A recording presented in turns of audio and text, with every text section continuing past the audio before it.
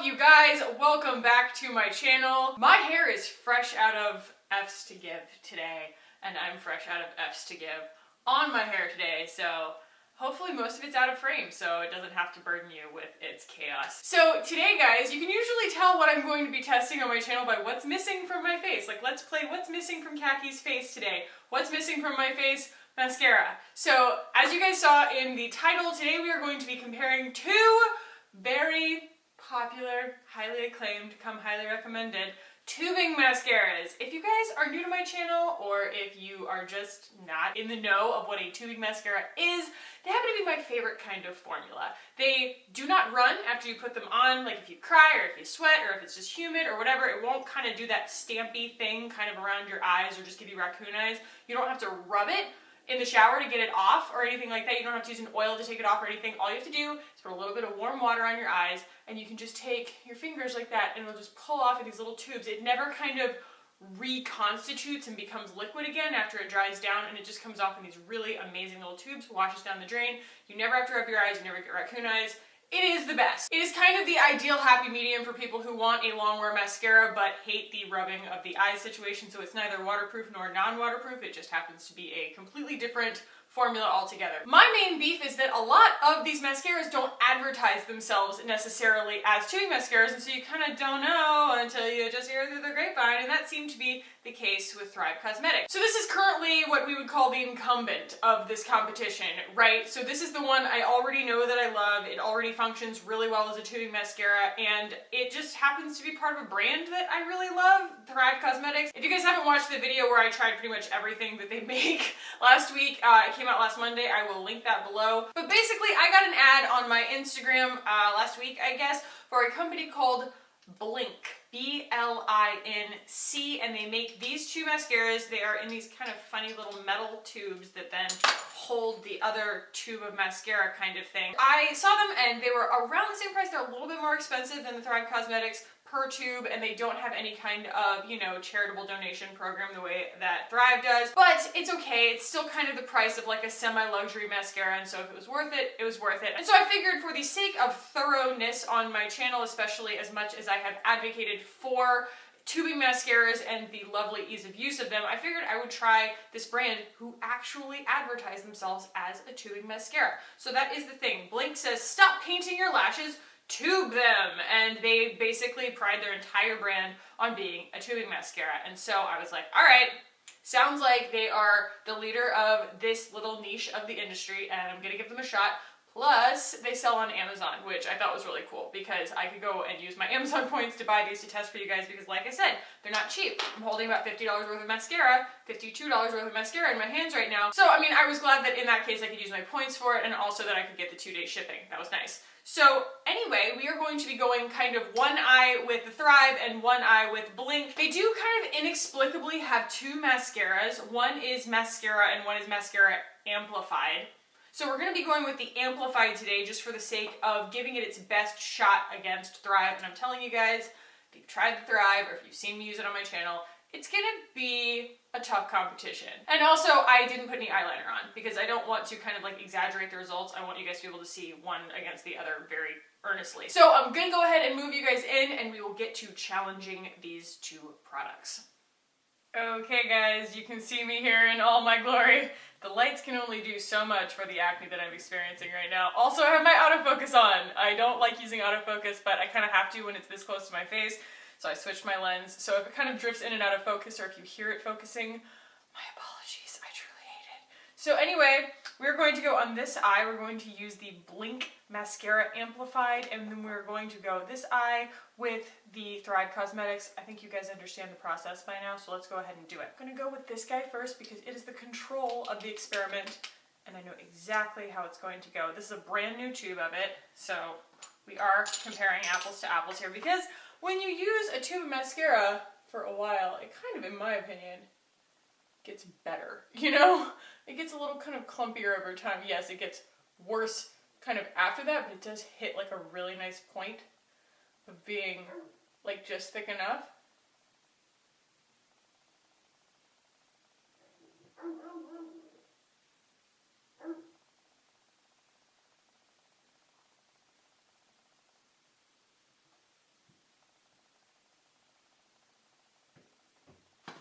hold, please.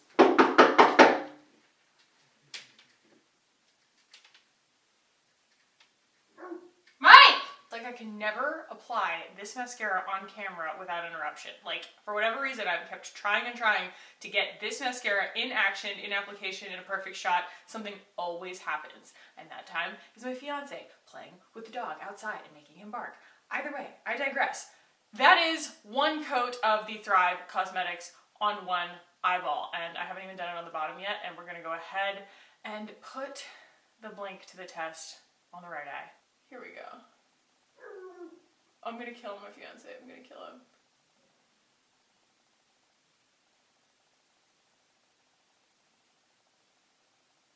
Oh, this is a lot wetter. A lot wetter. It gets everywhere. It's like already I can feel it just kind of trying to like it touched the top of my eyeball right there and it's cold. It's so wet. Anyway. Stop it! Oh my goodness. It's like it dries a little slower. I can already tell it's just a wetter formula and so it's harder to kind of like coat your lashes on that first round. So initial impressions, the BLINC is going to be just an inkier formula. It is wetter, it's thinner, and it doesn't really build as much length. It builds, you know, a good bit of volume and kind of darkness, but it doesn't kind of have as much hold to it, I feel like. And it feels really, really wet on my lashes, if that makes any sense. So I'm gonna go in for another coat of each and put it on my bottom lashes too. So Thrive doesn't like want to layer as easily because it's a stiffer formula once it finally dries, and so I suggest building this while it's still wet. Kind of hard to put a second coat on after the first coat completely dries. So that is one eye completely done with the Thrive. And then we'll go on for a second coat of this bad boy. Big fat brush. It's not the same kind of brush as the Thrive. This is still not dry. That's kind of frustrating. It's getting everywhere. Yeah. Oh my god, this brush is infuriating.